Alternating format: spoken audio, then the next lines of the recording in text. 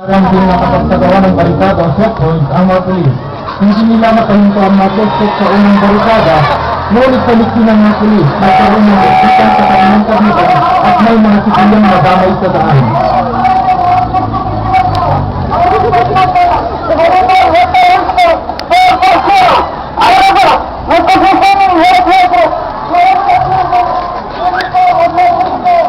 At nahabol ng mga pulis ang mga suspect upang sila'y pasukuin.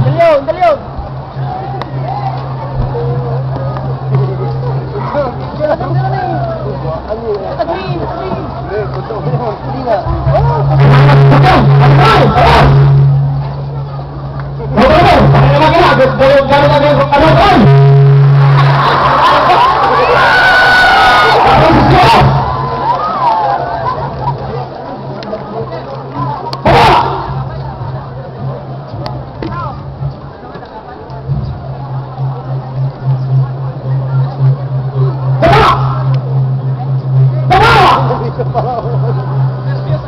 Napalabas ng mga pulis ang mga suspect sa loob ng sasakyan na nakataas ang mga kamay at sila'y huhulihin gamit ang iba't ibang pamamaraan ng pagpupusa o handcuffing.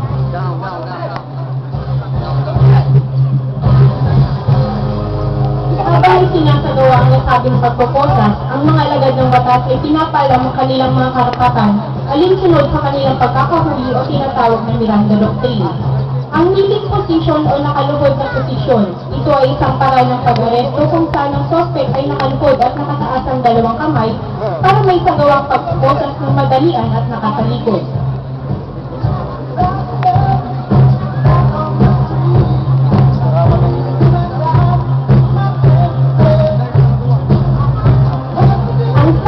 Against the wall o nakatayong nakaharap sa dingding o pader. Ito ay pagdakip o pag-aresto ng suspect na sinasagawa kung saan ang aarestuhin ay malapit sa pader o kaya palabas sa loob ng sasakyan upang mapusasan. O ang tinatawag na standing position o nakatayong posisyon. Ito ay pag-aresto ng nakatayo ang suspect. Ito ay sinasagawa kung saan ang suspect ay sukat ang kakayahan at nasa malapitan kung saan ay napapalibutan ng pulis at hindi na makakapalagpak.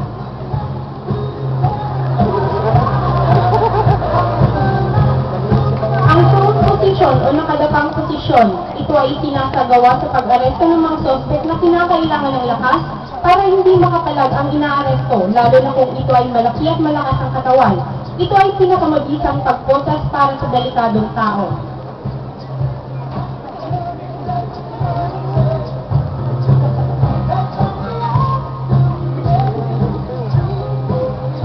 Pagkatapos may sagawa ang iba't ibang uri ng pagpoposas o handcuffing, ang mga lagay ng batas ay kailangang kapkapan o siyasatin ang katawan ng mga suspect o tinatawag na body search upang kunin ng sandat ang tinatawag ng suspect at maiwasan ng pagpalag na magdudulot ng hindi kanais-nais na pangyayari.